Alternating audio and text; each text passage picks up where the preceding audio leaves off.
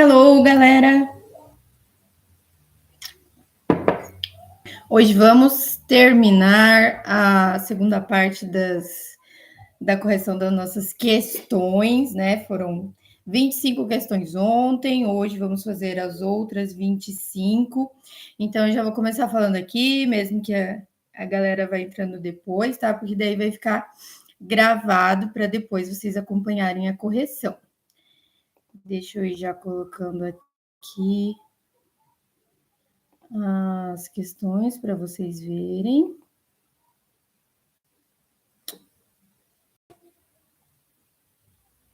Ok.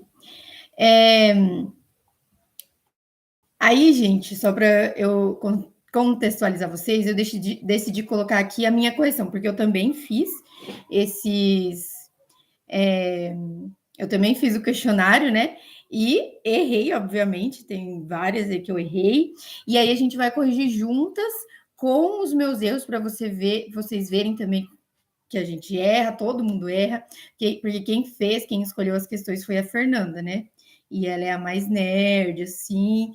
E aí eu respondi, errei algumas, e aí eu aprendo bastante com os erros, né?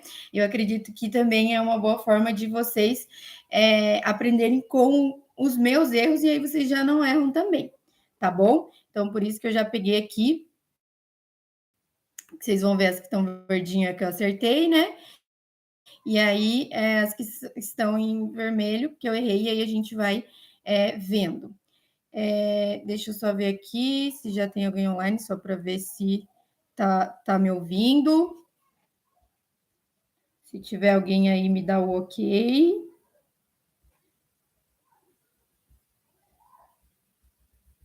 Só um minuto. E aí, bem hoje, os meus vizinhos, crianças, decidiram fazer uma farra aqui na frente para vocês escutarem a gritaria ali junto com a live.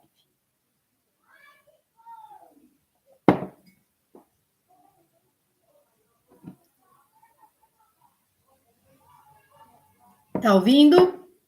Beleza. Então, vamos começar. Como eu já tinha dito, a Fernanda fez ontem, né, até a 25. Atenção que agora é tiro certo. Vamos começar aqui da 26 até o 50. Vai ficar um pouquinho longo, né? Mas depois aí são as primeiras lives, depois a gente vai ajustando para melhor entendimento dos nossos queridos futuros mentorados, beleza? Então vamos lá. Vocês acompanham aí comigo. Questão 26. Paciente do sexo masculino, 23 anos, queixa de dor em região perianal há 3 dias, que evolui com piora progressiva e febre alta com calafrios. Ele está em regular estado geral, pálido, sudoreico, febril, taquipneico, taquicárdico e hipotenso. No exame proctológico, revelou área edemaciada e eritematosa com flutuação. Pronto. Flutuação, vocês já pensam em quê? Em abscesso. Eu tinha muita dificuldade com questões de enfermidades perianais, né? Quando eu comecei a estudar Prevalida, e eu acho que eu estudei tanto que é bem difícil eu errar uma questão dessa, assim, de hemorroida, abscesso perianal, fístula, fissura. Então, essas eu me dediquei, hein, gente? Aí eu acerto quase todas dessas. Agora gosto, inclusive, de fazer. Então, quando falar flutuação, a gente já pensa em abscesso, ok? E vamos ver o que a questão quer da gente. Ela quer, então, que a gente analise a alternativa correta, certo? Então, a gente já diagnosticou, né, que é um abscesso, vamos ver qual que é a melhor resposta. A indicação do tratamento cirúrgico dependerá da avaliação radiológica da musculatura pélvica. Não, né, gente? Não é esse o tratamento do abscesso perianal. Qual que é o tratamento? Já para a gente de cara saber, a gente vai ter que fazer a ruptura, né? Eu esqueço as palavras também, tá, gente? Mas daí vocês vão deixando aí nos comentários. A gente tem que fazer a drenagem, né? Do abscesso. A letra B. O quadro séptico justifica o uso de antibiótico como parte do tratamento desse paciente. Todavia, o seu uso não influenciará na possível evolução com fístula perianal. Perfeito. Por quê? Porque a gente vai ter que usar antibiótico, ok? Independente do que a gente for fazer, mas geralmente é sempre a drenagem, né? Além da drenagem, a antibiótico terapia. Só que pode ou não vir a causar uma fístula perianal, independente de usar antibiótico, independente do sucesso do antibiótico, tá? Então, por isso que essa é a alternativa correta. Outra resposta, histórico de dor anal e dor abdominal, diarreia crônica ou de doença inflamatória intestinal sugere, ele vai para outro lado aqui, ó, para outro diagnóstico, retocolite ulcerativa, então você já descarta. E por último, por tratar-se de complicação da doença hemorroidária, o tratamento de escolha neste momento é anti-inflamatórios orais, banhos de assento, frio e uso tópico de pomada. Então, no caso, essa aqui é se fosse uma hemorroida apenas, né? Se eu não me engano, interna, né? Ali no estágio 1, estágio 2 ainda. Então, vejam só, a gente teve que primeiro diagnosticar, né? Quando falou flutuação, já pensei em abscesso, e aí já fica fácil da gente excluir as outras, e a resposta, letra B, beleza? Essa é bem tranquila, se alguém tiver alguma dúvida, pode falar aí, mas bem tranquila essa. Uma coisa que eu faço bastante, já vou adiantando para vocês, quando a questão é um pouquinho maior, eu já tento ler primeiro, eu vou lá embaixo, né? Eu vejo o que a questão quer. Por exemplo, qual achado clínico complementa o diagnóstico mais provável? Eu leio a última pergunta, né? O que realmente a questão quer de mim. Às vezes dou uma leve passada nas respostas, para eu já ler a minha pergunta inteira direcionado. Isso faz com que eu não me desvie do assunto e eu já leia ela focada nos pontos-chave. Tá? Isso me ajuda bastante. Por exemplo, essa daqui eu errei, e é uma questão super fácil, errei de idiota mesmo, mas vocês vão ver, vão me acompanhar, e vocês não vão errar questões fáceis assim, errei por pura besteira. Ó, paciente jovem de 18 anos chega com dor abdominal em mesogastro e de início insidioso e caráter progressivo, associado a náuseas e hiporexia. Isso.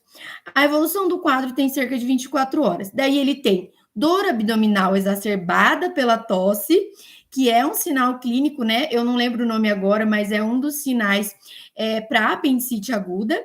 E também diferença discreta de temperatura entre a região axilar e retal, além de dor à palpação profunda em região inferior direita do abdômen. Gente, isso é apendicite aguda, né? Não sei, viajei totalmente nessa questão. A gente às vezes se perde e acontece, só que não vai acontecer com vocês na prova. Aqui tá apendicite aguda clássica, né? Só que ele só não falou dor em fossa ilíaca direita, e talvez por isso eu tenha deixado passar, né? Mas vejam aí, bem clássico, né? Leucocitose 14.000, né? Com neutrófilos. Aí ele colocou aqui, urina com 6 piócitos por campo. Aí o que a abençoada foi lá e colocou, pensei, né, em uma pielonefrite, porque eu não prestei atenção mesmo e vi esse urina aí, e a questão sempre quer dar uma confundida na gente, né? Mas aí, não, vejam só, não é isso, porque é bem clássico aqui de apendicite aguda, né? Paciente jovem, 18 anos, a dor abdominal em epigastro, né? Só que ele não falou aí que teve essa irradiação, mas, né, que ele tentou aí dar essa confundida. O que mais? A questão da dor à palpação profunda em região inferior direita, dor abdominal que é exacerbada pela tosse, e aí a leucocitose também, né? Então, bem clássico de apendicite aguda, né? Não façam como eu, não errem, então. E aí a resposta certa aqui no caso, o achado clínico que complementa o diagnóstico mais provável é o sinal de Bloomberg, né? Que é a letra D. Dor à descompressão entre a espinha ilíaca anterosuperior e o umbigo, certo? Mesma coisa aí que sinal de Bloomberg. Essa dica muda o jogo da sua prova. Verdade, essa acredito que a nossa colega Fernanda tenha está dizendo sobre a questão de dar uma lida primeiro nas respostas, né? E na última pergunta ali da pergunta, para você já ler toda a sua questão direcionada e não se perder como eu fiz aqui nessa, por exemplo, não devo ter feito isso, né? Beleza? Então, essa dor à descompressão entre a espinha ilíaca anterosuperior e o umbigo, que nada mais é que o sinal de Bloomberg positivo, né? Apendicite aí aguda clássica. Beleza? Vamos para a próxima. Homem de 45 anos, vítima de assalto, trazido por familiares para um hospital de trauma. Foi vítima de ferimento de arma de fogo no abdômen, com entrada no hipocôndrio direito e saída na região lombar esquerda. Refere dor abdominal, PA 110 por 60, frequência cardíaca um pouco aumentada e frequência respiratória 18. Ok, essa também errei. E aí eu fui pesquisar o porquê que eu errei, né? Então já vou colocar aqui para vocês. A gente tem, além da sabedoria, a gente tem que ter um pouco de raciocínio lógico, né? A gente tem que inserir o raciocínio lógico, o raciocínio clínico nas nossas questões, porque não tem como a gente saber tudo. Olha, não tem mesmo como a gente saber tudo de medicina.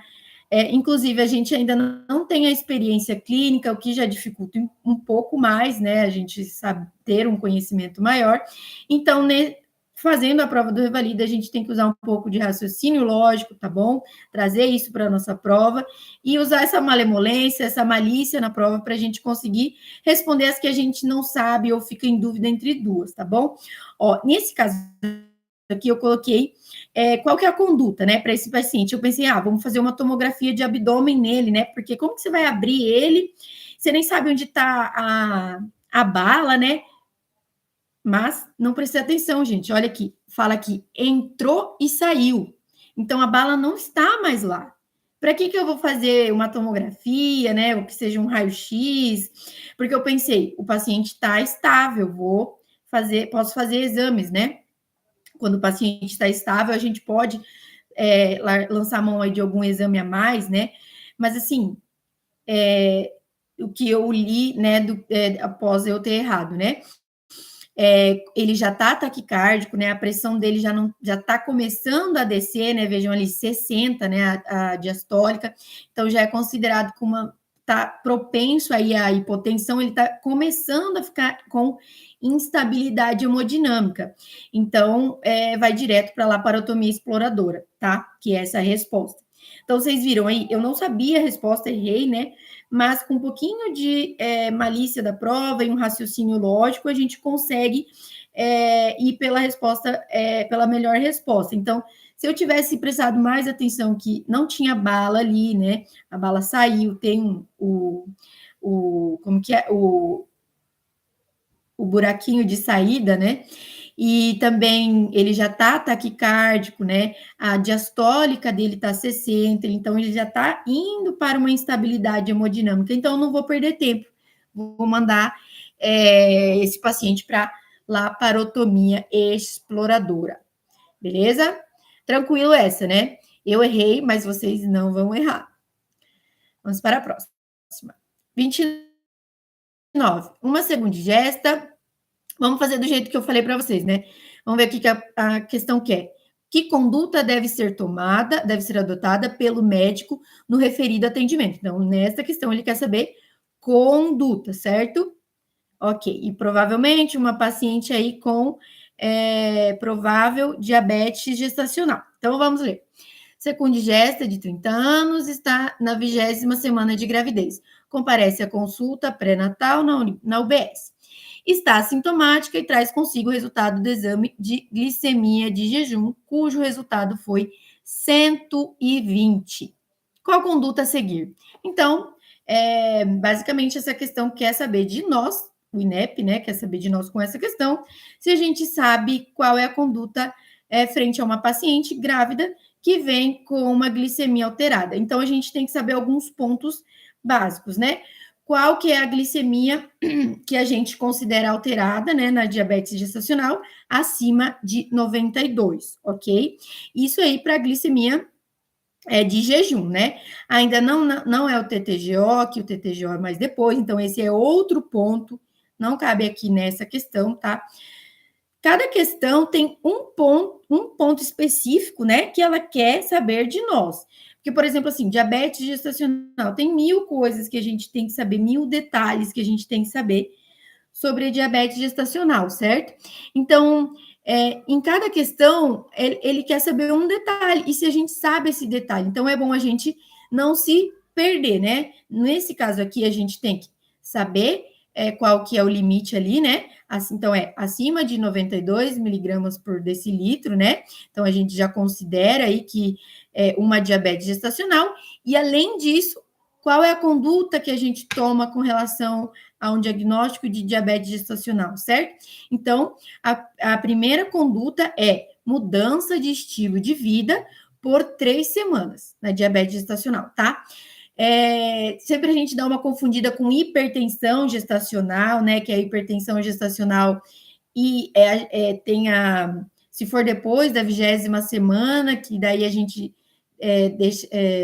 classifica como gestacional ou hipertensão sistêmica normal, né, não gestacional, mas aqui na diabetes é independente da semana, tá? A questão é acima de 92. Daí, beleza. O tratamento, primeiro, mudança de estilo de vida, né? E aí, por 3 semanas, e controlando, obviamente, a glicemia, né? Você não vai deixar essa grávida ir para casa aí e deixar ela, Deus dará, vai que aumenta essa glicemia dela demais, tá? E aí, depois de 3 semanas, caso não haja melhora aí sim a gente vai entrar com insulina, ok? Mas então, aqui, nesse caso, a resposta, ó, letra A, indicar dieta com redução de carboidratos e monitorar a glicemia. Por exemplo, aqui, ó, iniciar teste oral de tolerância à glicose. Como eu falei, a gente tem que saber também, né, que é das 24 às 28 semanas. A paciente está apenas com 20 semanas. Então, a gente já descarta essa. Prescrever metformina? Não. Tratamento para diabetes gestacional para gestantes é com insulinoterapia. Não usamos metformina, ok? E o outro é orientar dieta hipocalórica, prescrever insulinoterapia e monitorar glicemia. Insulinoterapia só depois de 3 semanas, né, de mudança de estilo de vida. Se não melhorar, aí sim entramos com insulinoterapia. Então, aqui no caso, é uma questão de vários pontos da diabetes gestacional que a gente tem que ter bem guardado em mente, né? A partir de 92 miligramas por decilitro já é considerado, então aí a diabetes gestacional. A primeira conduta, mudança de estilo de vida, monitorar a glicemia por 3 semanas. Volta, se ainda não melhorou, não baixou essa glicemia, aí sim entramos com insulinoterapia. Beleza? Bem tranquilo essa tem que estar bem afiada, porque cai bastante. Gente, se eu me confundir alguma coisa, errar alguma coisa, vocês escrevam aí, por favor, tá? Como eu falei, a gente não sabe tudo, e sempre tem as atualizações, né? Essa parte eu estudei mais lá em março, às vezes vai atualizando, sempre tem as atualizações, então, sempre que vocês verem alguma coisa para ajudar aí, pode colocar nos comentários, beleza? Próximo. 30. Homem de 63 anos. Vamos ver aqui o que a questão quer.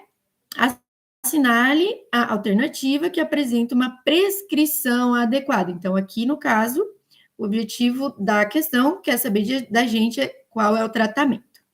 E aí, azitromicina, oseltamivir, beleza.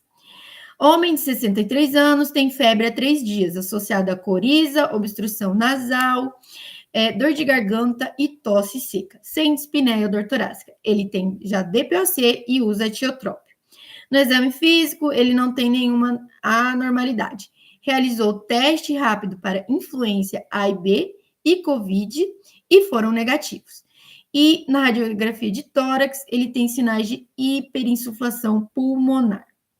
Recebeu a prescrição de dipirona e soro fisiológico para lavagem nasal. Além disso, o que mais a gente receitaria para esse paciente? Essa mesma coisa, errei, vocês viram aí, né? E aí eu falei assim, pensei, deu negativo ali, né, pro teste de influenza e Covid, então não é viral, é uma bacteriana, né? Pensei errado. Ó, a gente tem que pensar assim: se for bacteriana, o paciente vai vir como já com uma exacerbação do DPOC, né? Ele vai vir aí com uma tosse, com uma expectoração purulenta, né? Ele pode vir com sintomas mais aflorados, tá bom? Então, uma tosse mais purulenta, uma febre persistente, talvez uma dispneia, uma condensação na radiografia, tá bom? Então, assim a gente vai pensar em bacteriana. No caso aqui, então, o paciente está em bom estado geral e mesmo que o teste rápido para influenza e Covid tenha dado negativo, a gente vai considerar que seja viral e a gente vai dar o seu Tamivir empiricamente, tá?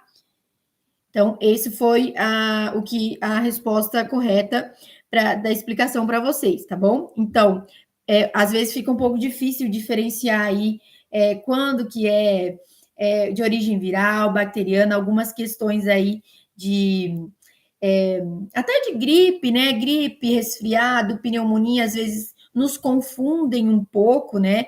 A gente fala, tá, mas aí é viral, é bacteriana. Teve uma questão na minha prova, se eu não me engano, acho que era na minha prova, que era pneumonia viral ou bacteriana. Eu tinha certeza que era bacteriana, mesma coisa, errei também, era viral. É um pouquinho difícil aí quando a questão quer brincar com a gente, ela consegue, né? Porque aqui ela colocou, né? Teste rápido negativo. Mas a gente tem que se atentar aí à questão dos sintomas mais fulminantes, aí vamos dizer, né? Então, uma expectoração purulenta, uma febre mais persistente, né? Não vai ter essa tosse seca, o paciente vai estar em mais mau estado geral, até porque ele é um paciente DPOcítico, né? Então, se for uma bactéria, talvez ele seja em estado, no estado geral pior, né? Então, beleza? Essa, então, a resposta é oseltamivir. É algo viral a princípio, né? A gente dá o oseltamivir empiricamente. E, claro, pode vir a acontecer, por exemplo, uma reinfecção bacteriana. Aí sim, a gente trataria com antibiótico. Beleza? Tudo certo? Vamos lá. 31. Mulher de 21 anos. Vamos ver o que a questão quer. Conduta de novo, né? Qual que vai ser a nossa conduta frente aí a esta paciente? A mulher tem 21 anos e retorna ao hospital. Ela fez apendicectomia por apendicite aguda perfurada há 7 dias. Ela está com febre de 24 horas, houve aumento da dor em quadrante inferior direito, está sem apetite, ou seja, está em mau estado geral. Está com uma leucocitose, PCR aumentado, que mais? Amilasa, lipasa, TGO, e ela está usando ciprofloxacina. Qual que é a conduta nesse caso? Então, sempre após o pós-operatório, pode dar algumas intercorrências, né? Uma delas é a telectasia, infecção do sítio cirúrgico, também infecção intraabdominal, né? Que são duas opções que também podem ocorrer. E o que essa questão quer aqui é que a gente consiga na verdade, não é diagnosticar, né? É a conduta a ser feita. Então, também errei essa, né? E depois que eu errei, falei, ai, que burra. Mas a questão é bem simples, né? Como que você vai saber o que é se você não faz um exame para diagnosticar, né? É bem simples essa, assim, né? Porque, então, por exemplo, a resposta é solicitar uma tomo com contraste para o diagnóstico da complicação. Simples, né, gente? Tipo, como que eu vou tomar uma conduta se eu ainda não sei o que é? Pode ser uma telectasia, pode ser um abscesso intracavitário, né, um intraabdominal aí gerado, essa complicação do pós-operatório, né? Então, nessa questão, o que a gente tem que saber é que sempre no pós-operatório pode acontecer essas complicações, né? A telectasia, infecção do sítio cirúrgico, né? Que é mais ali mesmo na sutura, só que daí é mais visível, né? ou intraabdominal, que aí a gente justamente precisa de uma tomo para a gente diagnosticar qual que é essa complicação, certo? Então, essa é bem tranquila, né? Errei por besta, mas vocês não vão errar.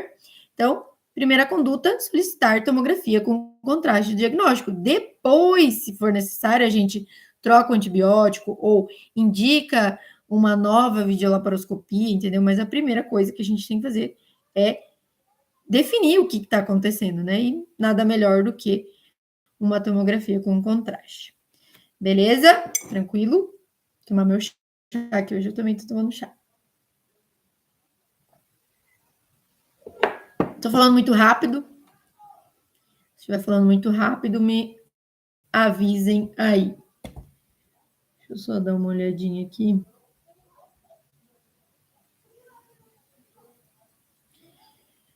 Beleza. 32. O que é 32 que é da gente? Segundo as recomendações das diretrizes de reanimação, o clampeamento tardio do cordão poderá ser realizado se o recém-nascido... Olha só, a gente não precisa nem ler toda a pergunta para a gente saber a resposta dessa, né? Mas vamos ver aqui. Você está acompanhando um parto de uma gestante de 28 anos que está com 38 semanas de idade gestacional. Foi uma gestação sem intercorrência e o parto por via vaginal. A circulação placentária está preservada, sem descolamento, sem placenta prévia, tudo ok. Você ficou responsável pelo acompanhamento do cordão umbilical. Então, o que essa questão quer da gente?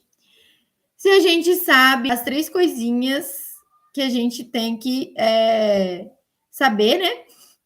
Que a gente tem que averiguar, avaliar, para ver se pode fazer o clampeamento tardio do cordão, né? Então, quais são essas coisas? Ver se a criança tem tônus, né? Está respirando ou chorando e se ela nasceu acima de 34 semanas. Essas são as 3 coisinhas. Então, na questão já fala que a gestante está de 38 semanas e as outras coisas aqui, verificar se o bebê está respirando ou chorando e se ele apresenta tônus em flexão. Então, essa bem tranquila. Olha as outras questões aqui. Se ele não eliminou o mecônio, nada a ver. Não eliminou o mecônio, nada a ver. Apresenta frequência cardíaca acima de 100 e está rosado. Não, essa aqui é bem... não tem... É bem clássica, assim. Clampeamento tardio do cordão, 3 coisas você tem que averiguar. Maior de 34 semanas, se está chorando ou respirando e se tem bom tônus. São essas 3 coisas, tem que memorizar, não foge disso. Falou de clampeamento tardio do cordão, essas 3 coisas que você tem que avaliar e só isso, beleza? Não tem muito segredo nessa daqui. Ela é bem tranquila. O que a questão quer? Estratégia terapêutica. De novo, a questão quer que a gente... Como que a gente vai tratar esse paciente? Falar para vocês que essa daqui eu não sabia e eu fui pelo raciocínio clínico, raciocínio lógico. Vou mostrar para vocês como. Um paciente de 72 anos, internado numa UTI há 14 dias, isso é importante. Desenvolve pneumonia associada à ventilação mecânica. Então, é uma pneumonia, provavelmente aí de uma pseudomonas, né? Uma pneumonia nosocomial, né? São de germes aí mais multiresistentes, né? Que não é qualquer coisa que a gente vai conseguir tratar. Após a coleta, é isolada a Klebsiella pneumoniae, né? Uma bactéria altamente resistente aos antibióticos beta-lactâmicos, incluindo os carbapenêmicos. Aí, com base no mecanismo de resistência bacteriana, qual a estratégia terapêutica? Eu vou falar para vocês que eu tenho uma alta dificuldade com nomes de fármacos, com farmacoterapia, tenho uma dificuldade muito grande. Então, quando caem essas questões, eu fico assim, meu Deus, eu preciso usar da minha malemolência para dar um jeito e não errar todos, porque tem umas que são mais lógicas da gente pensar, mesmo não entendendo muito. Assim, eu me perco um pouco nas questões dos grupos, né? Tipo assim, carbapenêmicos, qual que é? Macrolídeos, aí eu esqueço qual que é macrolídeo, tá. Mas, ó, vou explicar para vocês como é que eu pensei nessa daqui. Primeiro que ele fala que é uma bactéria resistente aos carbapenêmicos, né? Então, eu já sei que imipinem e ampicilina, ó, o beta-lactâmico, pelo menos eu sei que a ampicilina é beta-lactâmico. Isso é o único que eu consegui memorizar. Então, já descarto a ampicilina, porque ele é resistente. E os carbapenêmicos, né? Imipinem, descarto também. Aí ficamos entre ceftriaxona e polimixina B. Nem lembro desse nome, polimixina B. Mas o que eu pensei, ceftriaxona, geralmente não uso numa UTI, né? Uso em coisas mais comuns do dia a dia, né? Não é o que eu uso numa UTI, por exemplo, né? Então, esse foi o meu pensamento clínico, raciocínio lógico. Não vou usar ceftriaxona, que é uma coisa que eu vejo constantemente aí nas minhas questões, né? Que geralmente vai internar é uma coisa, né, gente? UTI, o cara tá em terapia intensiva há 14 dias. Então, eu não vou dar ceftriaxona para esse cara, não vai ser suficiente. Porque eu não lembrava, por exemplo, qual é a classe do ceftriaxona, entendeu? Aí foi esse o meu raciocínio. Então, eu marquei polimixina B e acertei, mesmo com as minhas dificuldades em farmacologia. Beleza? Tudo certo por aí? Se alguém tiver alguma dúvida, pode perguntar. Vamos para a próxima. Vamos ver o que essa questão quer da gente. A sua principal hipótese e o respectivo exame. Ah, essa daqui. Essa daqui errei também, mas essa daqui, estava conversando com a nossa mentora Fernanda, é uma das 20% ou 10% que são realmente difíceis de acertar. Às vezes a gente até tenta aí o raciocínio lógico, mas não dá. E a gente não vai acertar todas, tá? Mas vai que cai uma dessas parecida de novo, vocês não vão errar, ok? Ela quer a conduta, né? E o diagnóstico. Vamos ler aqui. O paciente tem 76 anos, ele tem icterícia há 2 meses, então, né? Prolongado aí, mais crônico. Icterícia às custas do aumento de bilirrubina direta, né? Então, é por alguma obstrução que está aumentando essa bilirrubina, está obstruindo em algum lugar. Dosagem da fosfatase alcalina e gama-GT aumentada.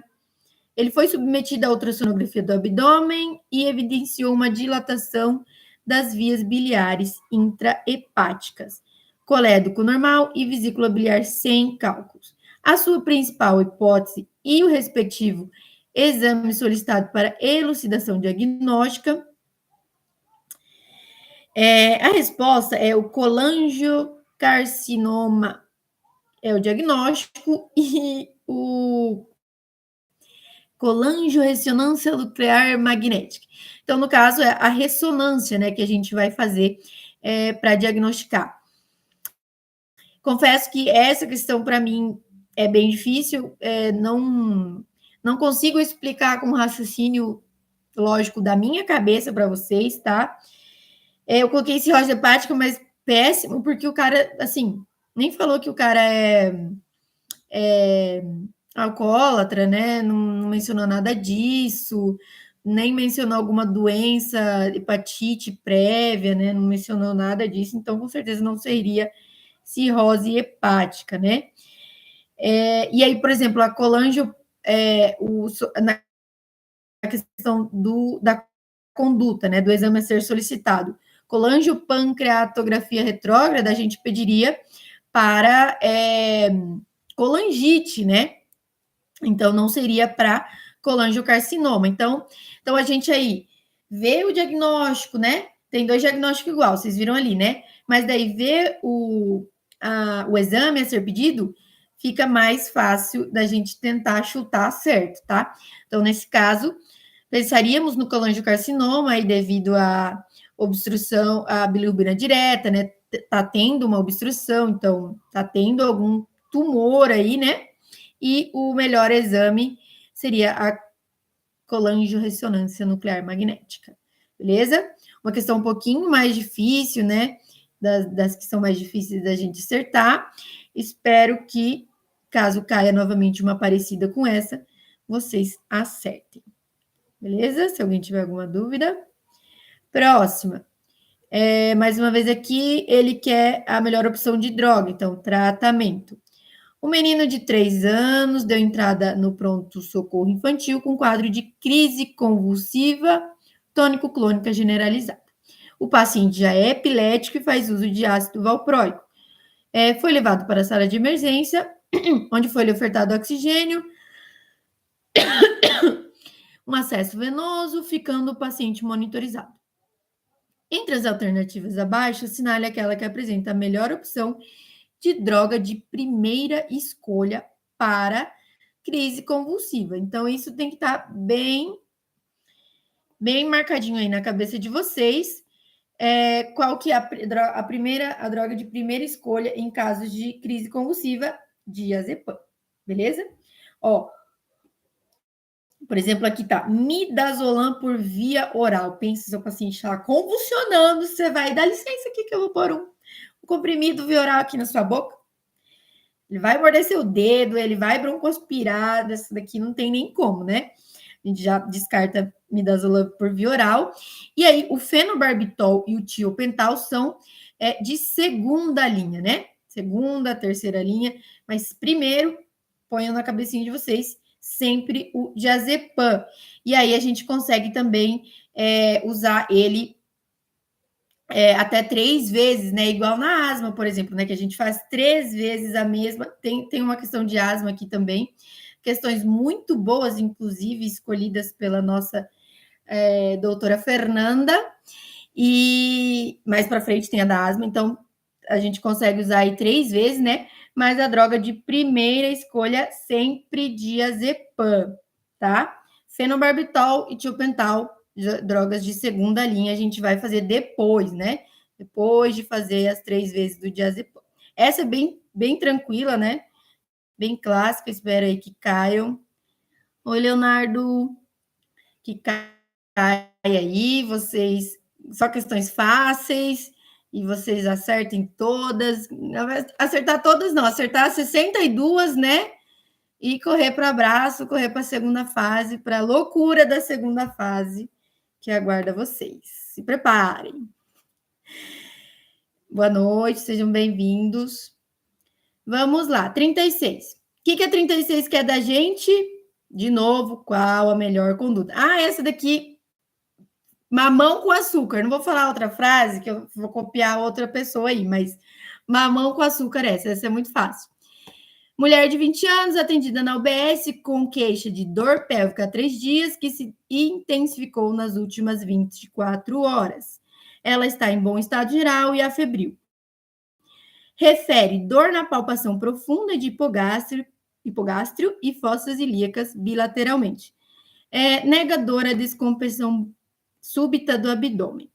No exame especular, ela tem um conteúdo purulento proveniente do canal cervical e durante o toque vaginal refere dor na mobilização do colo e nos anexos. Pronto. Vocês leram isso, vocês já sabem o que é, né? Já estão aí há poucos dias da prova, não tem como vocês ler isso e já não saber que é uma DIP, tá? Dor na mobilização do colo e dos anexos, conteúdo purulento proveniente do canal cervical, tá? Não tem aí o que errar nessa, é DIP, tá? Então, como eu disse, cada questão tem um pontinho-chave que ela quer saber da gente, tá? Tem várias coisas da DIP que a gente tem que saber, né? Às vezes tem que internar, às vezes não. Mas nesse caso aqui, ele só quer saber o tratamento farmacológico mesmo. E o tratamento farmacológico da DIP é coisa do mal. Não sei se vocês já sabem desse mnemônico, coisa do mal, né? CDM. C de ceftriaxona, D de doxiciclina e M de metronidazol. Acredito que todo mundo já saiba, né? Mas é sempre bom falar. Quando eu estava estudando, eu não sabia e me ajudou muito. Então, o tratamento para DIP, no caso de paciente em bom estado geral, que não vai ser internada, né? Ceftriaxona, dose única, e doxiciclina e metronidazol por 14 dias, tá? Bem tranquila essa, né? Ó, a D, por exemplo, encaminhar para internamento e tratamento endovenoso, não, porque a paciente está em bom estado geral, entendeu? Tá bem escrito aqui, ó, bom estado geral, até a febril ela tá?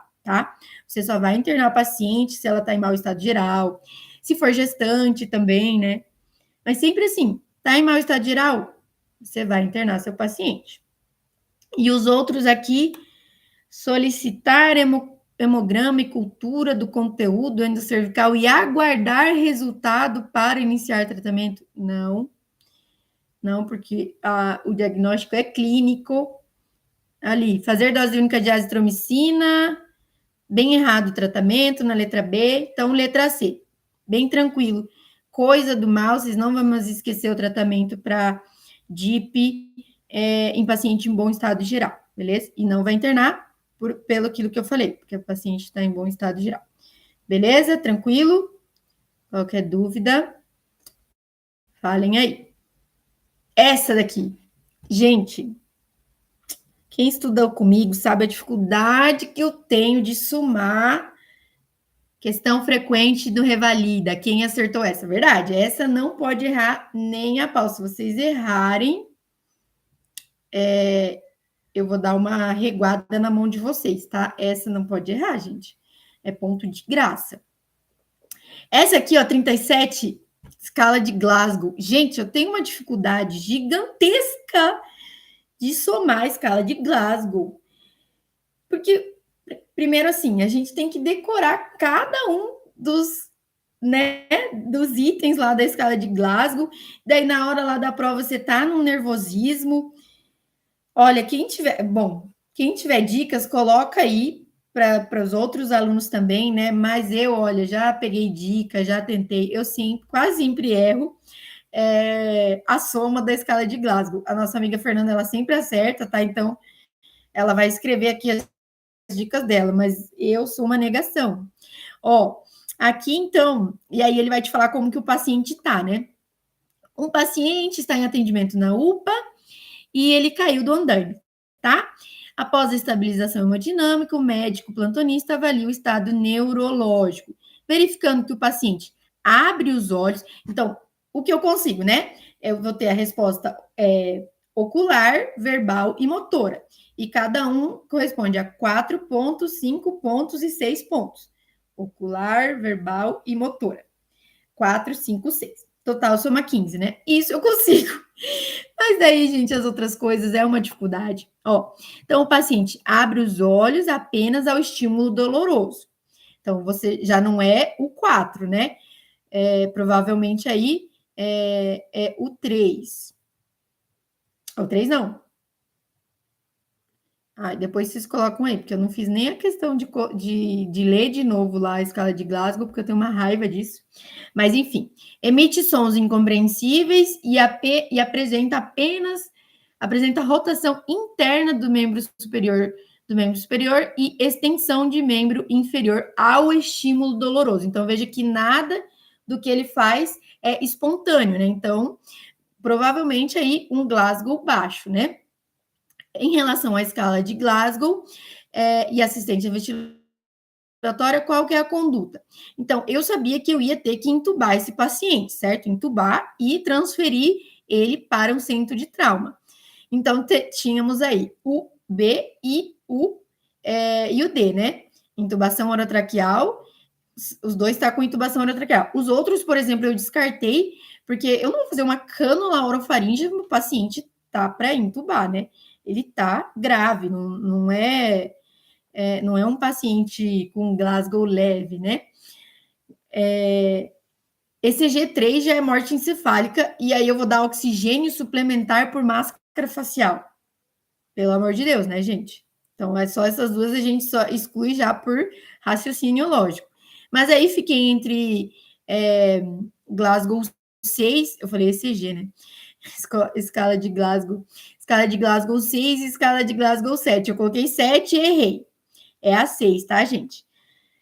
Mas, se vocês tiverem dicas aí para conseguir sempre acertar a soma da escala de Glasgow, coloquem aí, porque eu tenho muita dificuldade com esse aí. Eu percebi, então, que o paciente estava mal, que era para caso de intubação orotraqueal, mas eu não consegui fazer a soma correta aí, então acabei errando. Mas a resposta correta é Glasgow 6.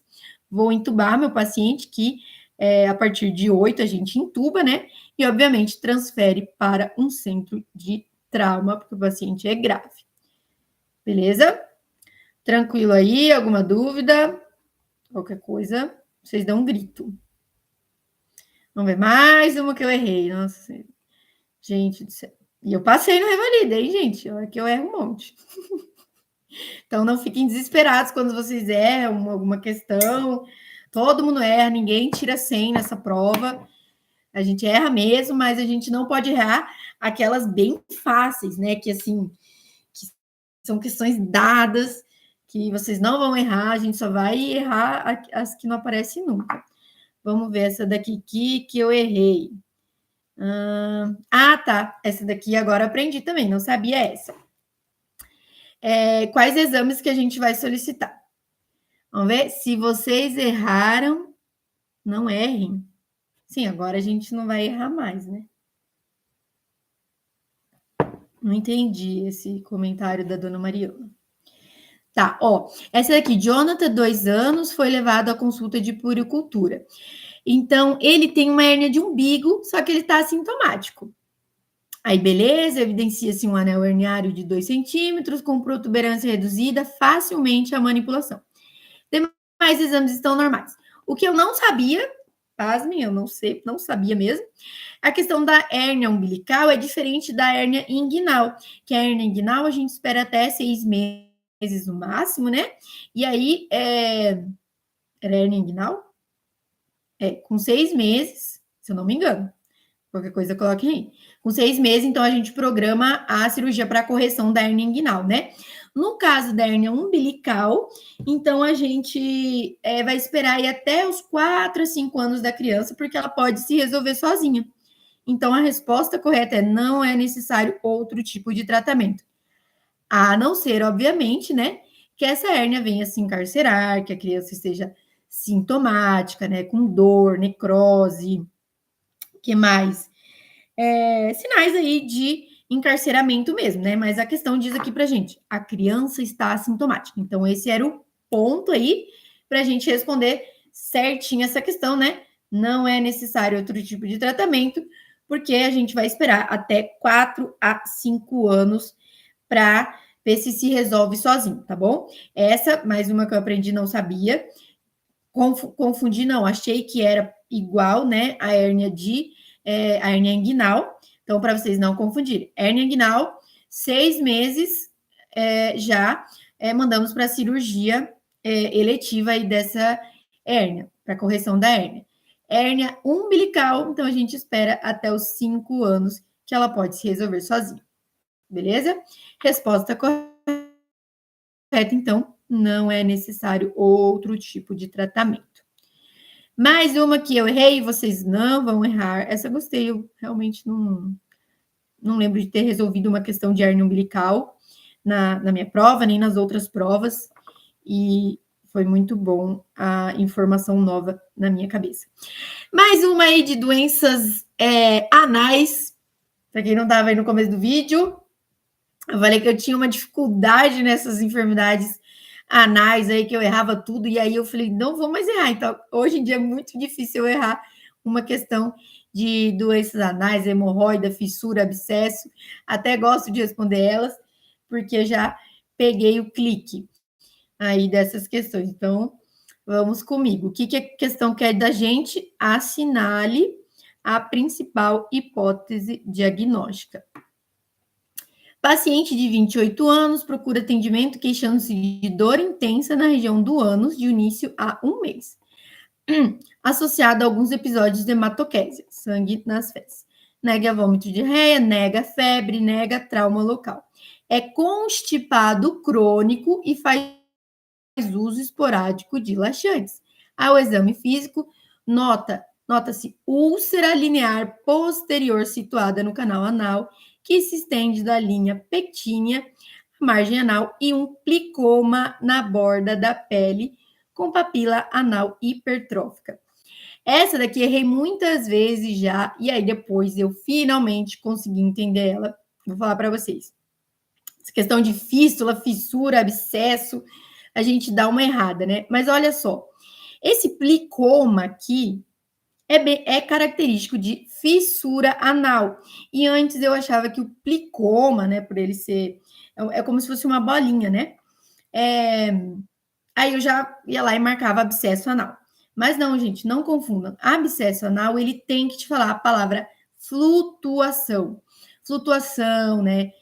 Às vezes febre, né? Vai estar aí uma coisa mais com sinais flogísticos. Então, flutuação, abscesso. Fístula, ele vai te falar que vai ter aí a secreção fétida. Ele tem que falar isso, porque a gente não é adivinha, gente. A gente não tem uma bola de cristal. E a questão, ela tem que nos dar palavras-chave para a gente conseguir, né, acertar e eles não terem que fazer muitos recursos, não terem muitos recursos, né? Então, se a gente vai pegando essas palavrinhas-chave, a gente não erra mais questões fáceis assim, tá? Então, como eu falei, a questão tem que dar essas palavras-chave para evitar recursos, né? E porque a gente não tem bola de cristal no nosso atendimento ali na vida real, a gente vai ter essas informações, né? Então, a gente se atentando a essas palavrinhas-chave, a gente começa a errar menos, tá?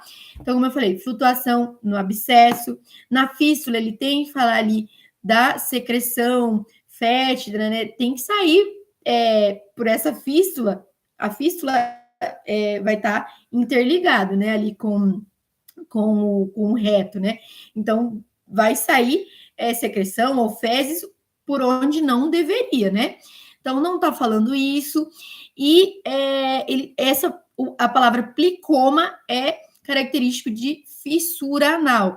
Ó, mas ele fala aqui, ó, ele é constipado crônico. Uma pessoa constipada crônica, quando ela vai defecar, né, geralmente sai as fezes grandes ali, né, e aí vai rasgando e vai formando essa fissura anal. E, inclusive, ele fala, nota-se úlcera linear posterior. O que é uma úlcera, né? É um rasgado, tá? Rasgou ali a mucosa ali do reto, né?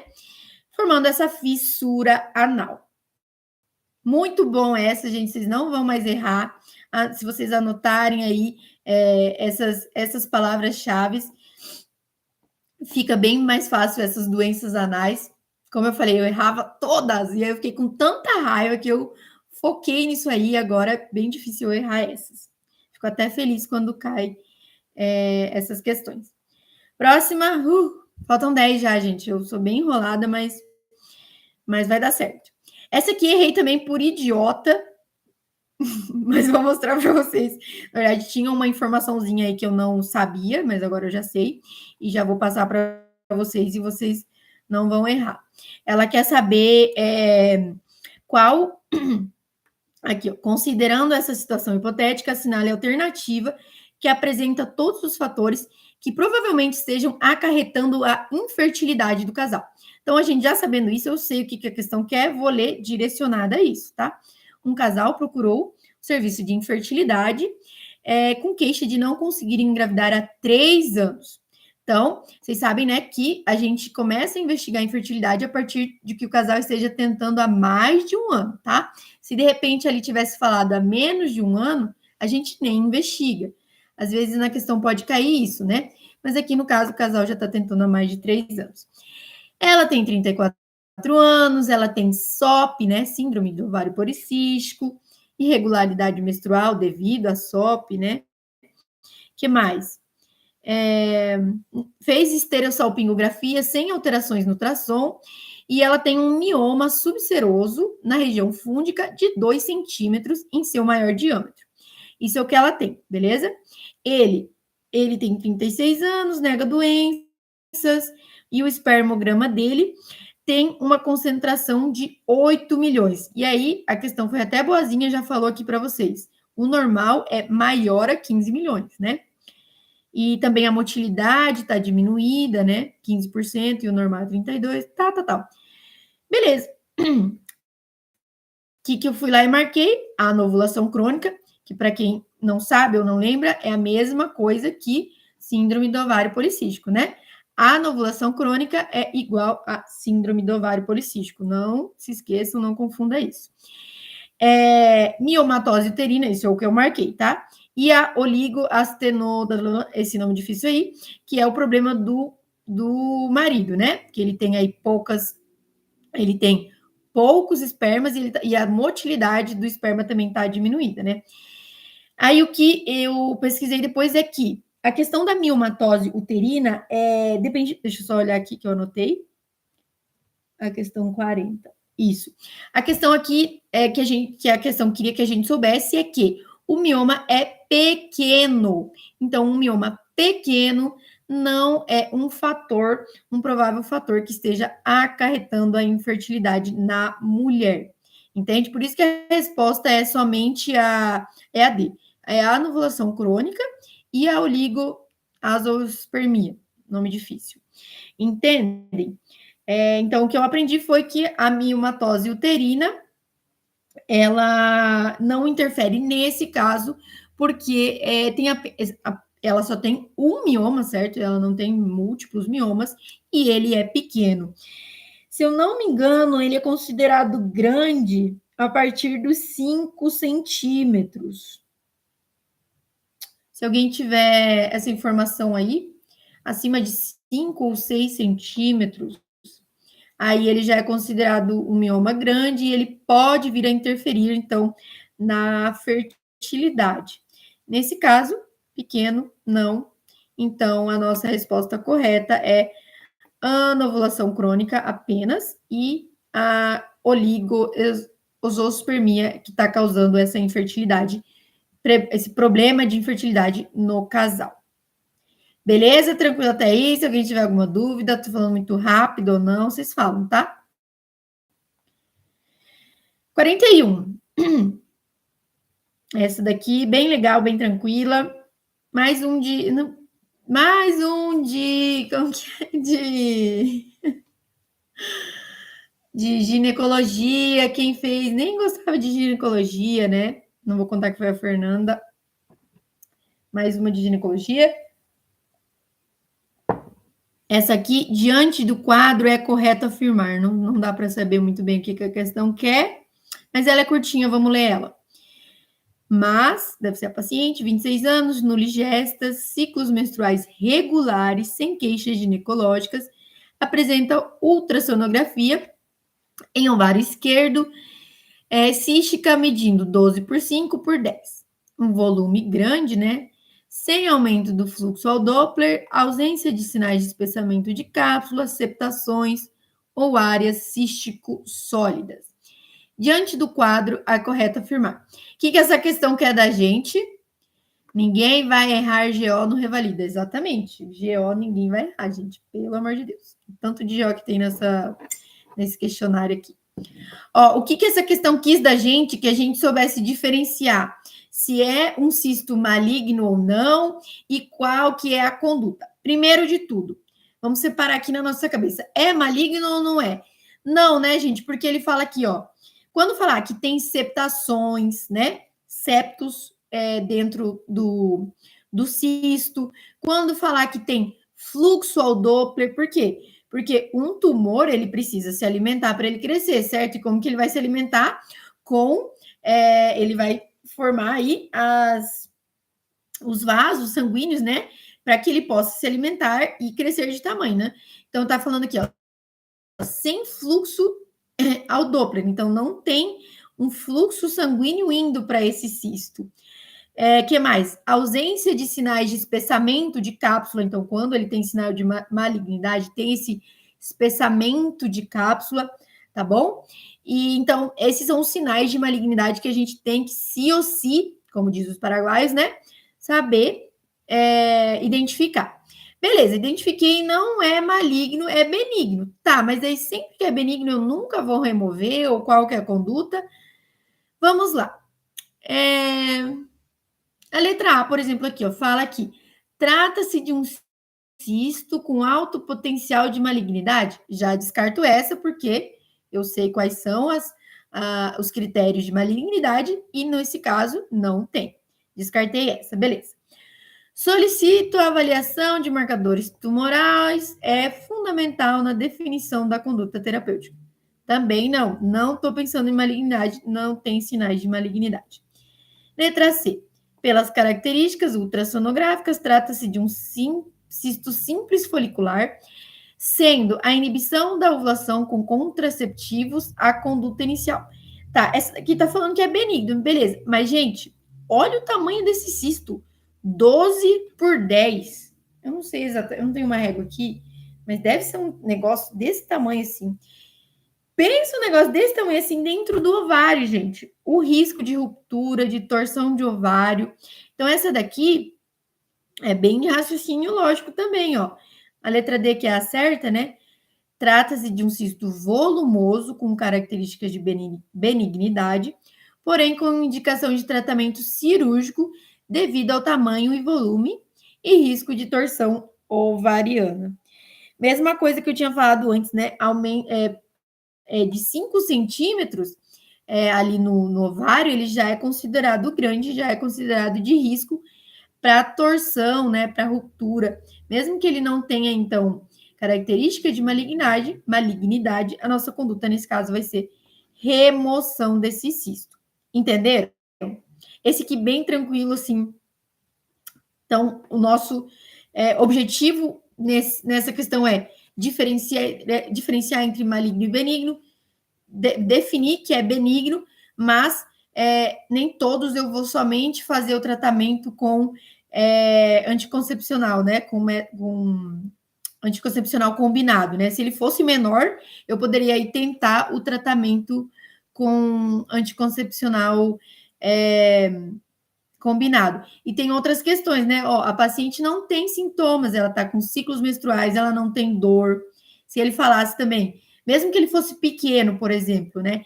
E ela tivesse dor, tivesse atrapalhando no dia a dia dela, também ia ser caso cirúrgico, tá? Então tem que avaliar tudo isso daí. Mas nesse caso vai ser cirúrgico devido aí ao tamanho. É muito grande, gente, para estar lá dentro do ovário. Deve ser pequenininho assim. Ah, tá. Ai, gente, eu sou muito boa na tecnologia. Vocês não reparam. Próximo. AVC. Essa é boa também, hein, gente? Cai bastante.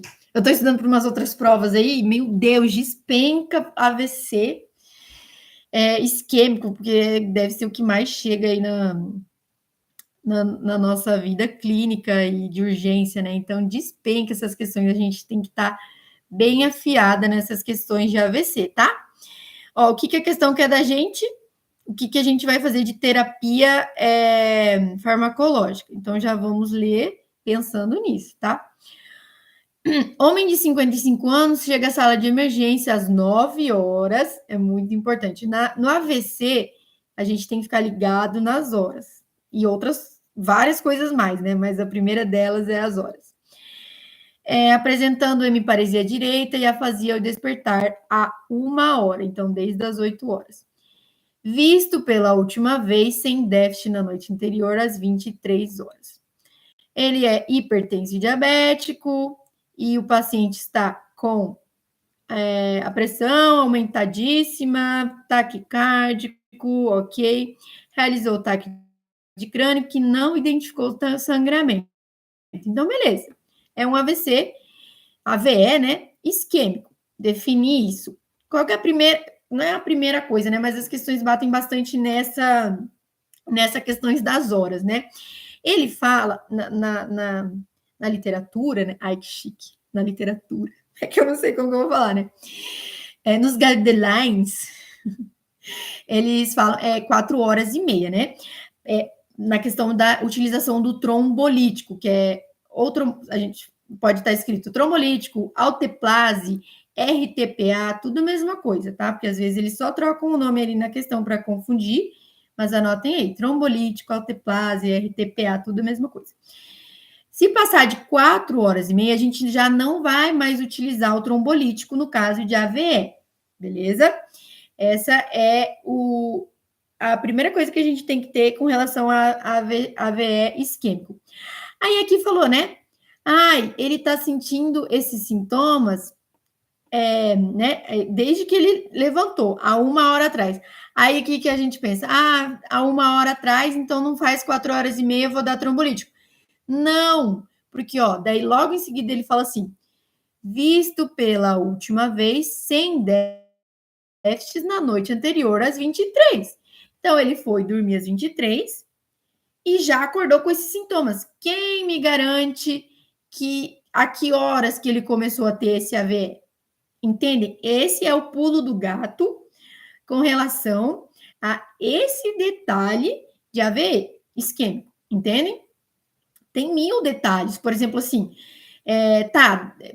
começou a menos de 4 horas e meia realmente, vou dar trombolítico? Depende, ele tem outras contraindicações, ele teve AVC hemorrágico há 3 meses, ele teve um infarto agudo do miocárdio recente, ele tem coagulopatias, né, doenças de coagulação, que mais? Ele teve algum trauma crânioencefálico recente, ele fez alguma cirurgia nos últimos 14 dias, entendem? Tem várias contraindicações. Então, essa questão é bem complexa, né? Quando colocam as contraindicações do trombolítico. Mas nesse caso, assim, aqui essa questão foi bem simples, assim, ela queria saber se você estava ligada nessa questão das 4 horas e meia, só que ela quis colocar essa pegadinha, né? Porque colocou aqui, há 1 hora atrás. Só que ele foi dormir às 23 horas, e quem me garante quando que começou a ocorrer esse AVE, né? Ninguém me garante. Então, você vai confiar? Não vai confiar, né? Então, no caso, esse paciente está contraindicado para uso de trombolítico, por causa que pode ser que seja mais de 4 horas e meia, né? Mais de 4 horas e meia não usa mais trombolítico. Menos de 4 horas e meia do começo dos sintomas, uso trombolítico.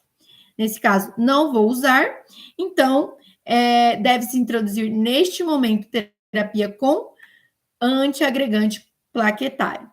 Ó, por exemplo, o antihipertensivo eu também vou usar, só que junto aqui com o antihipertensivo, na letra B, tem o trombolítico. Entendem? Ó, eu excluí todos os que têm trombolítico e só me sobrou a letra C, que é o antiagregante plaquetário.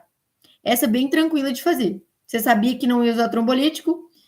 Elimina as 3 ali, sobra só antiplaquetário, marca essa e seja feliz. Recomendo que vocês estudem bastante a ver, eles têm vários detalhezinhos, assim. Eu já revi várias vezes. Mesmo assim, a gente esquece alguma coisa, né? Mas esses pontos específicos, assim, do horário, a gente tem que estar ligado. Tranquilo? Essa é bem legal, bem tranquilinha. Achei ela bem fácil, assim. Quem fez essa questão não quis sacanear muito com a gente, não.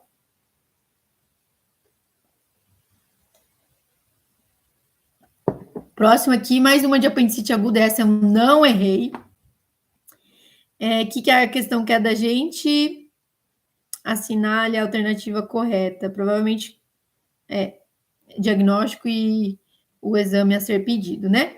Paciente de 35 anos, com queixa de dor abdominal há 5 dias.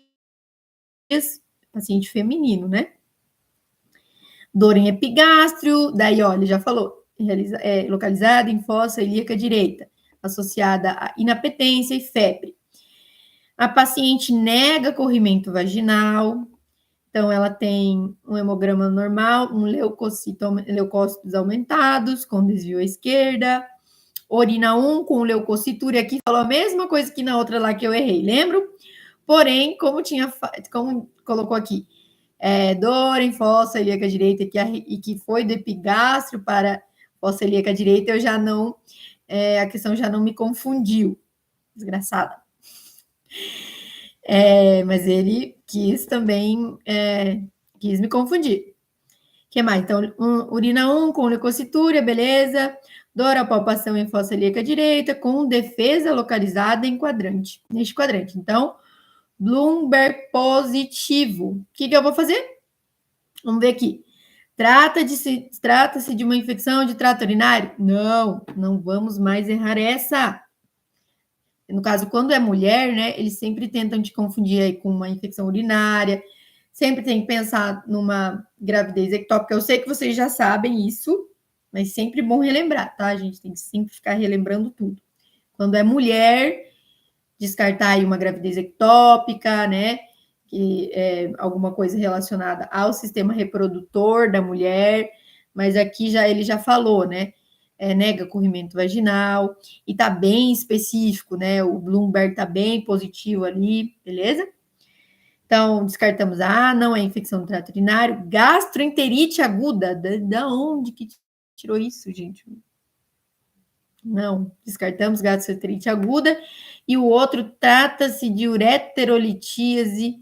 Neste caso, não é ureterolitíase, né, gente? Tá bem específico aqui o Bloomberg. A questão não vai nos pegar, não. Não vamos ser pegas de surpresa. Tá acabando, próxima questão. Essa daqui bem legal também. Bem legal de toxoplasmose, cai bastante também. A gente tem que estar fera nessa daqui. Tem muitos detalhes de toxoplasmose, gente, mas vamos nos atentar ao detalhe da questão. O detalhe que a questão quer que a gente saiba, tá? Aqui também sobre o tratamento farmacológico. Mulher 28 anos, sexo feminino, gestante com 24 semanas de gestação, procurou a OBS, beleza. Nos exames, então, o IgM para toxoplasmose foi positivo. IgM foi positivo e o IgG também. Aí já fez teste de avidez, que demonstrou baixa avidez. Então, o que a gente tem que saber primeiro identificar é se essa é uma infecção antiga ou uma infecção recente. Quando dá IgM e IgG positivo, se eu não me engano, é até só a 16ª semana de gestação que a gente faz o teste de avidez. Dava para entrar com recursinho aí nessa questão, mas tá bom. Aí fez o teste quando é na 16ª? É a 16ª, né? Alguém pode me relembrar aí? Quando dá o IgM e o IgG positivo, a gente tem que saber diferenciar. Mas é uma infecção antiga ou é uma infecção ativa, recente, né? Aí, para isso, a gente faz esse teste de avidez. E aí, o teste de avidez, ele pode vir com baixa avidez ou com alta avidez. Quando é baixa avidez, quer dizer que é recente. Então, uma infecção ativa. Como que eu memorizei isso no meu cérebro?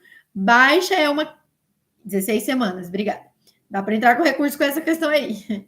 Então, baixa avidez. Uma criança é uma criança baixa, né? Uma criança ela é baixa, né? Então, ela nasceu recentemente, então é uma infecção recente. Assim que eu consegui memorizar, tá? Então, quando a avidez é alta, é um adulto já é antigo, então é uma infecção antiga. Conseguiram entender? Quando a avidez é baixa, a infecção é recente. Lembra de uma criança ela é baixa, ela nasceu recentemente. E quando a avidez é alta, é uma infecção antiga. Alta é um adulto ele é mais antigo, né? Ele é mais velho. Beleza? Assim que eu consegui memorizar. E aí, no caso dessa paciente, a avidez deu baixa, então é uma infecção ativa, uma infecção recente. Beleza? E aí, o que a gente vai fazer? Aí tem mais uma informação muito importante. Ela realizou um exame que demonstrou não haver comprometimento fetal, que a gente tira o líquido amniótico, né, e faz o PCR, que é para ver o quê? Se passou pela placenta e já atingiu o feto, porque isso vai diferenciar o nosso tratamento, porque ou a gente trata só a gestante, ou a gente trata o feto também. Entendem? O tratamento farmacológico é diferente. Então, aqui ele já deu essa informação para você. Ele falou que já foi feito e não houve comprometimento fetal. Então, o que eu vou pensar com isso? Eu só vou tratar a gestante. E o tratamento para a gestante apenas é a espiramicina. Então, a resposta é a letra O. A espiramicina é a droga de escolha e o tratamento deve ser realizado durante toda a gestação. Ó, a letra B, a sulfadiazina é o tríplice tratamento lá que é dado para o feto. É a sulfadiazina, pirimetamina e o ácido fólico, ou ácido folínico. São 3 nomes, é uma tripla terapia, um nomezinho um pouco difícil, tá? Mas essa daqui, por exemplo, eu já descarto, porque a minha questão disse que não teve comprometimento fetal. Que mais? Deve-se realizar exame oftalmológico da paciente. E o tratamento só deverá ser realizado se houver presente. Não, gente. Paciente está com infecção ativa de toxoplasmose? Trata com espiramicina. Tratou com espiramicina, fez o teste lá do PCR do líquido amniótico e deu positivo, troca para tríplice terapia, que é sulfadiazina e os outros 2 que eu falei, tá? Só complementando aqui as informações. Próximo, não há indicação de tratamento específico, apesar do IgM positivo, fala contra o diagnóstico de infecção aguda. Então, esse está errado, né? Como eu falei, baixa avidez, infecção recente, infecção aguda. Alta avidez, infecção passada. Tá bom? Então, essa é bem legal. Bem legal, deu todas as informações aí pra gente e a gente tem que saber diferenciar aí. Quando só tá afetando a mãe, trato com espiramicina. Quando já teve comprometimento fetal, trato com a tríplice terapia sulfadiazina. Tem que saber essa diferenciação e tem que saber a questão da baixa avidez e da alta avidez. Porque se desse ali alta avidez, eu não trataria, porque é uma infecção passada. Entenderam? Beleza. Ai, tá acabando. Já tô cansando já. Vocês estão cansados? Meu Deus, o que eu fiz aqui? Peraí aí, gente, que eu sou ótima na tecnologia. Aí.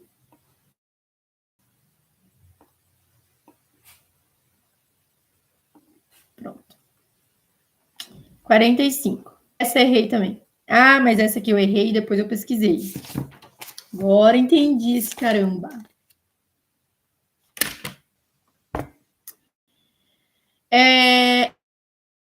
Essa daqui quer saber a hipótese diagnóstica. Então, já vamos lendo, pensando na hipótese diagnóstica. Uma menina que tem lúpus sistêmico há 2 meses e ela estava em uso de corticoide há 45 dias. Aí, ela teve uma outra coisa, sei lá, uma diarreia, uma infecção do trato gastrointestinal e começou a vomitar. E aí, ela não conseguiu ingerir a medicação dela. Beleza?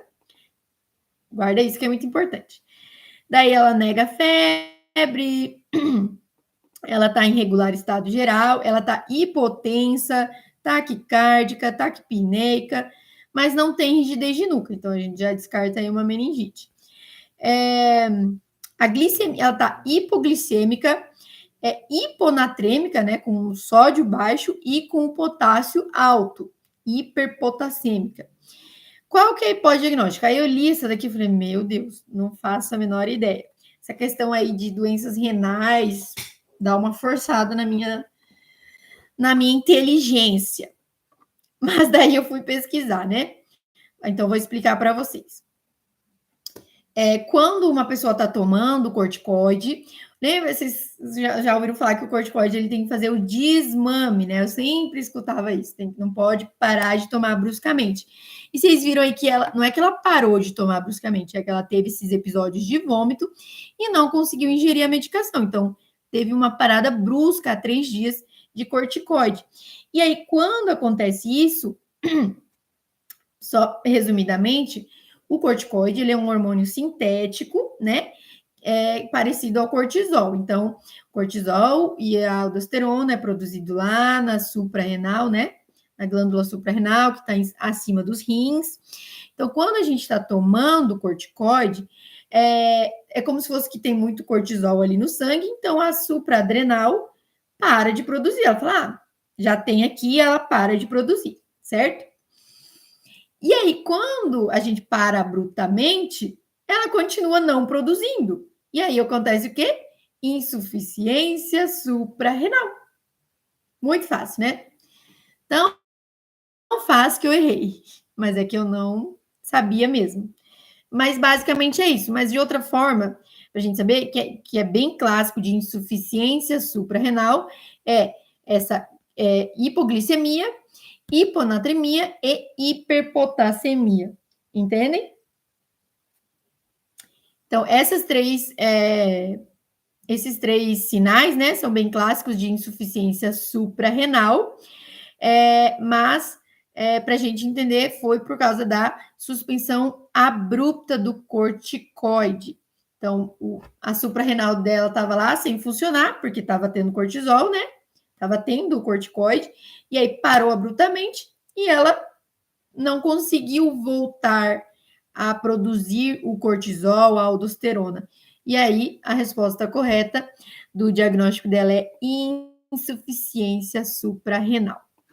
Conseguiram entender? Foi isso que eu entendi aí nessa questão. Então, resposta insuficiência suprarrenal, beleza? Terminando, quase terminando. Essa daqui, péssima. É de SUS. Vocês gostam dessa? Eu até fiz umas anotações aqui. Muito ruim esta, muito ruim. Vamos lá. Vou ler tudo, né? Fazer o quê? Jorge, 65 anos, desempregado, veio morar com a sua filha Olivia há 3 meses. Ele é etilista crônico e hipertenso diagnosticado. Aí ele foi atendido recentemente na UPA. Então, ele foi atendido na UPA, de lá foi transferido para um hospital terciário. Ele ficou internado nesse hospital terciário por causa de um AVC.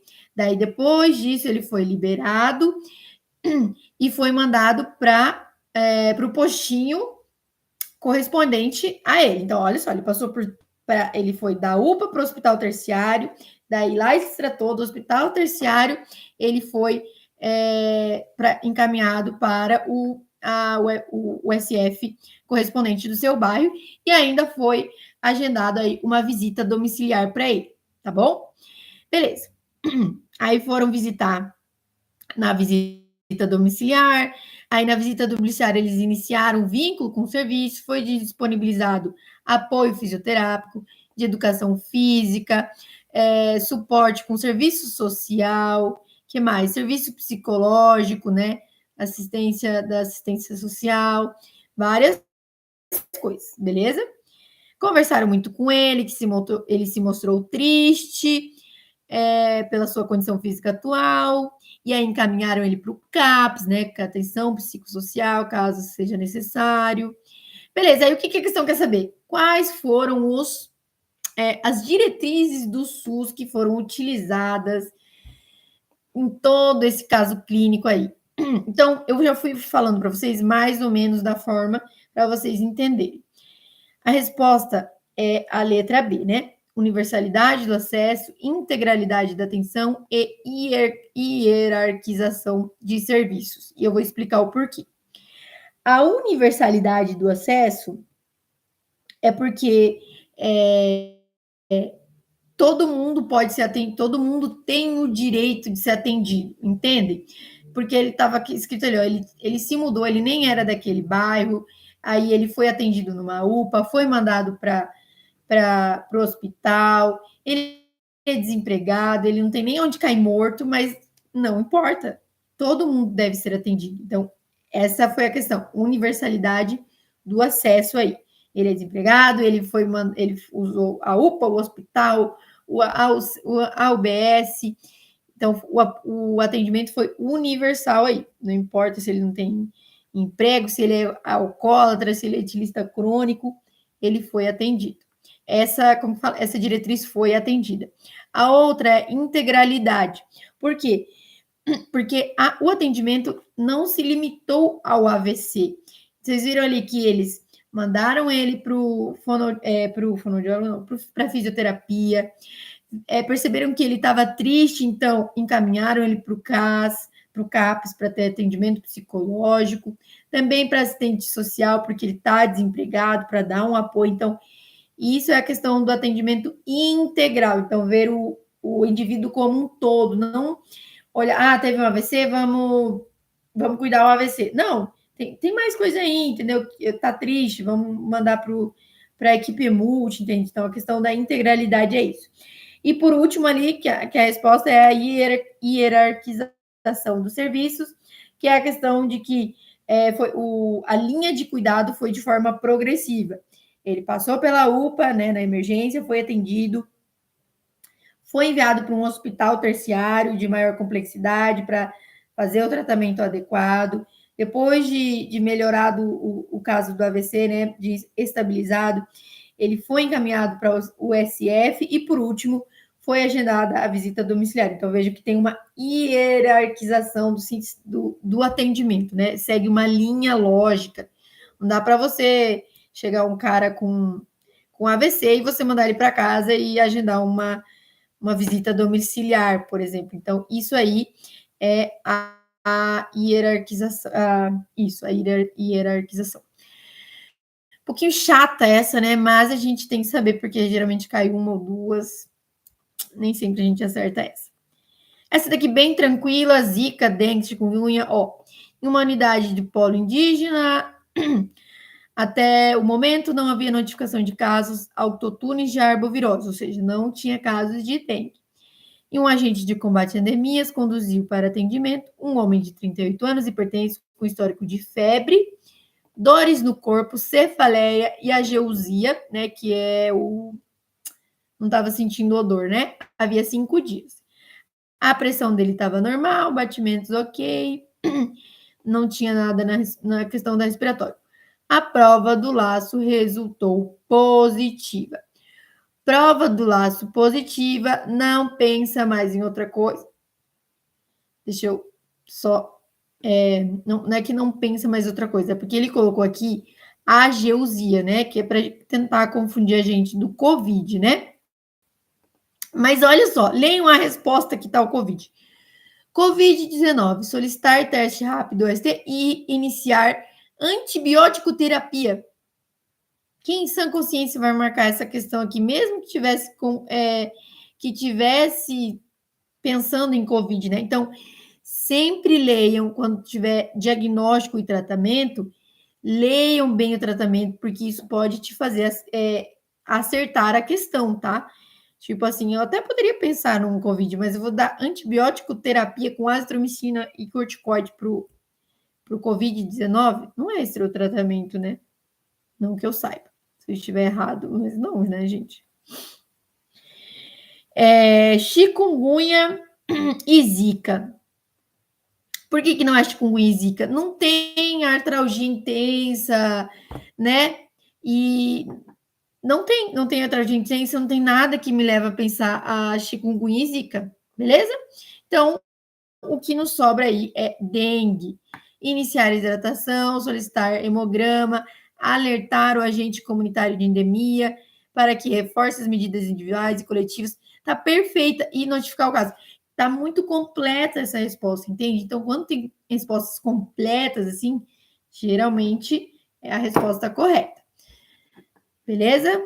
Quase terminando. 48, uma comprida de novo. Vamos ver aqui. Esse aqui é o da asma que eu falei para vocês. Ele quer saber a nossa conduta.